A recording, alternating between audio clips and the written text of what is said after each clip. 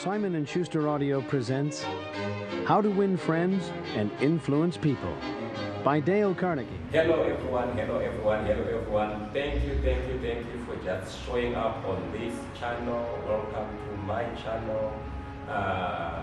On the program is The Little Book I Am Eating by Evidence.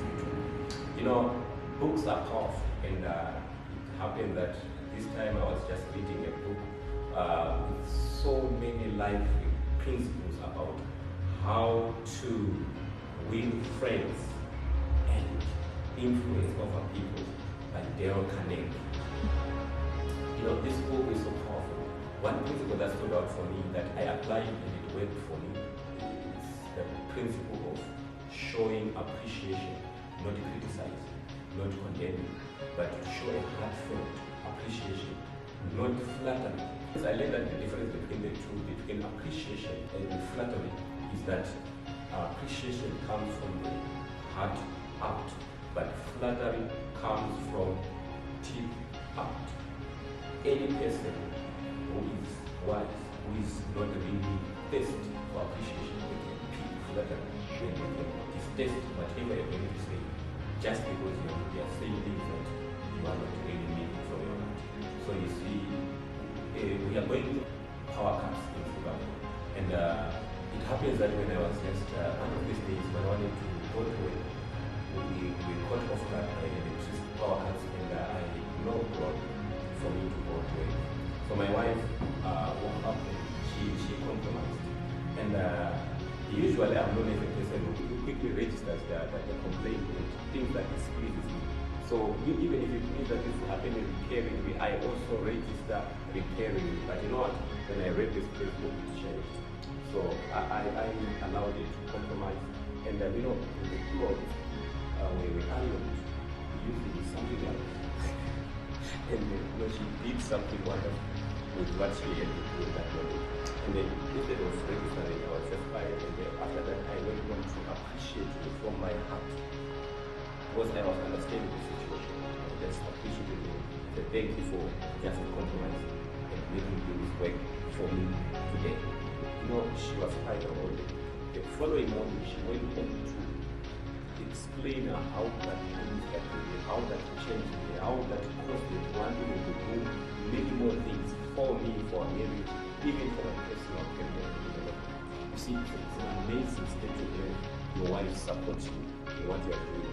Because you are not criticizing me, but you are appreciating the little effort that she is doing. Right now I'm excited. There is what is called marital bliss. You know, it's now resurfacing of the ways that I'm now changing. And I'm seeing that the way it's changed, I'm practicing this thing when it is working for me. So why don't you also practice that and see how to raise me? Just, if you're practicing this, I want to see some contributions in the comment section where you share with me. Now, this program is going to run throughout the year. I'll be giving you the powerful snippets from powerful books I'll be reading from powerful people all around the world.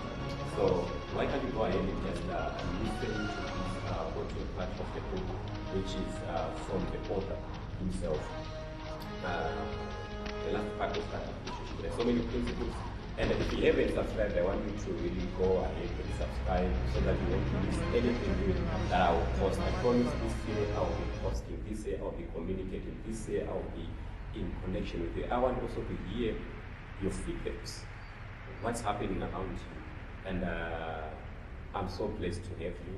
And please go ahead and watch. And when a study was made a few years ago on runaway wives, what do you think was discovered to be the main reason wives ran away?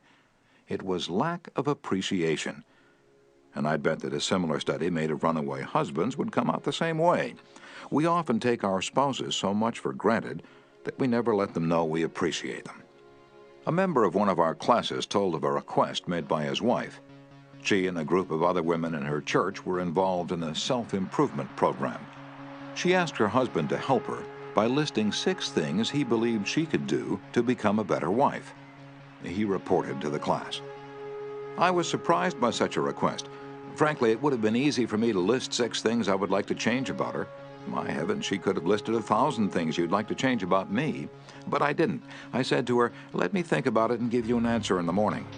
The next morning, I got up very early and called the florist and had them send 6 red roses to my wife with a note saying, I can't think of 6 things I would like to change about you. I love you the way you are. When I arrived at home that evening, who do you think greeted me at the door? That's right, my wife. She was almost in tears. Needless to say, I was extremely glad I had not criticized her as she'd requested. I once succumbed to the fad of fasting and went for 6 days and nights without eating. It wasn't difficult. I was less hungry at the end of the 6th day than I was at the end of the 2nd. Yet I know, as you know, people who would think they'd committed a crime if they let their families or employees go for 6 days without food, but they will let them go for 6 days and 6 weeks and sometimes 60 years without giving them the hearty appreciation that they crave almost as much as they crave food. Some of you are saying right now, as you hear these words, oh, phooey, flattery, bear oil, I've tried that stuff. It doesn't work, not with intelligent people. Of course, flattery seldom works with discerning people. It is shallow, selfish, and insincere. It ought to fail, and it usually does. True, some people are so hungry, so thirsty for appreciation that they'll swallow anything, just as a starving man will eat grass and fishworms. Even Queen Victoria was susceptible to flattery. Prime Minister Benjamin Disraeli confessed that he put it on thick in dealing with the Queen.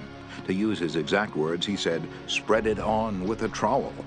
But Disraeli was one of the most polished, deft, and adroit men who ever ruled the far-flung British Empire. He was a genius in his line. What would work for him wouldn't necessarily work for you and me. In the long run, flattery will do you more harm than good. Flattery is counterfeit, and like counterfeit money, it will eventually get you into trouble if you pass it to someone else. The difference between appreciation and flattery, that's simple. One is sincere, the other is insincere. One comes from the heart out, the other from the teeth out. One is unselfish, the other selfish. One is universally admired, the other universally condemned.